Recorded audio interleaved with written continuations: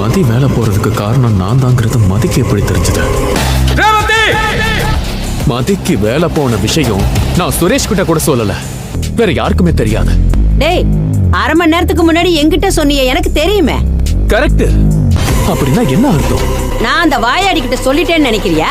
நம்ம வீட்ல பேசின விஷயத்த, நானும் அம்மாவும் பேசிக்கிட்டு இருந்த விஷயத்த ஒட்டு கேட்டு நீ அவகிட்ட போட்டு கொடுத்துருக்க. அவ பாட்டுக்கு நிம்மதியா வேலை பார்த்துட்டு இருக்கிறதுல உங்களுக்கு என்ன பிரச்சனை? மனசு கேட்காம தான் சொன்னேன். ஏன் வேலை போச்சுன்னு தெரியாம டென்ஷன்ல சுத்திட்டு இருந்தாலேன்னு சொன்னேன். உன் வீட்டுக்கும் உன் வீட்டுல இருக்கிற உன் தம்பி பொண்டாட்டிக்கும் நேர்மையா இருக்கணும்னா நீ அங்க போயிரு. என் வீட்டுல இருந்துகிட்டு ஏன் சோத்த தின்னுக்கிட்டு எனக்கே துரோகம் பண்றியா?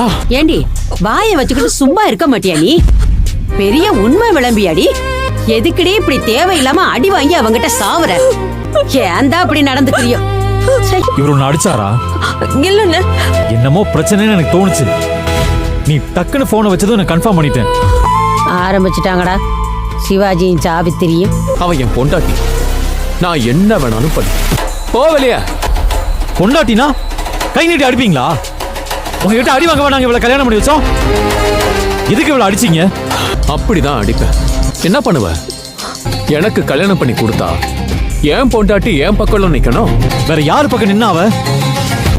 என்ன அண்ணனுக்கு போன் பண்ணி அடிச்சிட்டான்னு சொல்லிட்டு இப்ப என்ன நாடகம் போடுறியா?